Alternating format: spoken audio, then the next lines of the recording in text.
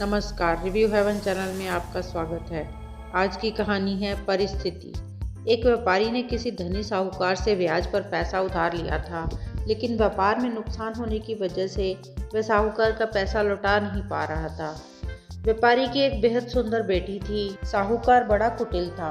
उसने सोचा कि व्यापारी पैसा तो वापस कर नहीं पा रहा है, तो क्यों ना इस परिस्थिति का फ़ायदा उठाया जाए।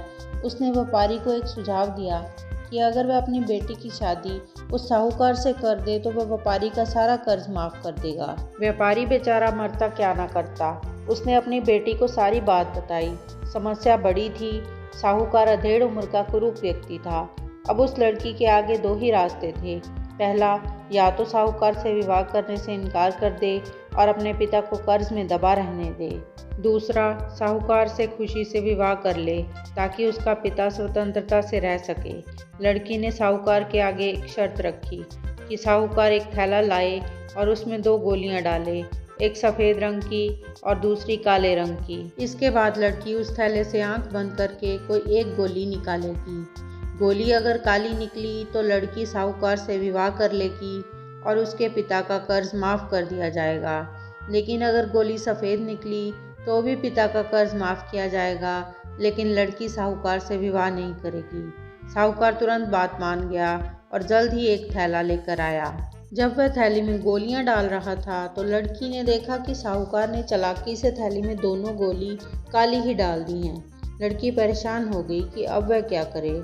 साहूकार का भांडा फोड़ भी दे तो भी वह किसी दूसरी चाल में उनको फंसा लेगा। लड़की कुछ सोचकर आगे बढ़ी और उसने थैली में से एक गोली निकाली। गोली बाहर निकालते ही उसे हाथ से छिटका दिया, जिससे गोली नाली में जा गिरी। लड़की बोली, माफ़ करना, गोली मेरे हाथ से छिटक गई, लेकिन चिंता की कोई बात नहीं। थैले में अभी दूसरी गोली भी तो होगी, उसे देख लेते हैं। अगर गोली काली निकली तो मैंने सफ़ेद गोली उठाई होगी और थैले में गोली सफ़ेद निकली तो मैंने काली गोली उठाई होगी। व्यापारी ने थैले में हाथ डाला तो देखा काली गोली निकली। व्यापारी बोला, बेटी, थैले में काली गोली बची है, इसका मतलब तुमने सफ़ेद गोली चुनी थी। साहूकार बेचारा बोलता भी तो क्या, अगर बोलता तो चोरी पकड़ी जाती। इस प्रकार पिता का कर्ज भी माफ़ हो गया और बेटी ने अपनी रक्षा भी कर ली। अगर आपको यह कहानी पसंद आई तो इसे लाइक और शेयर करें और ऐसी और भी कहानियाँ सुनने के लिए हमारे चैनल को सब्सक्राइब करें। धन्यवाद।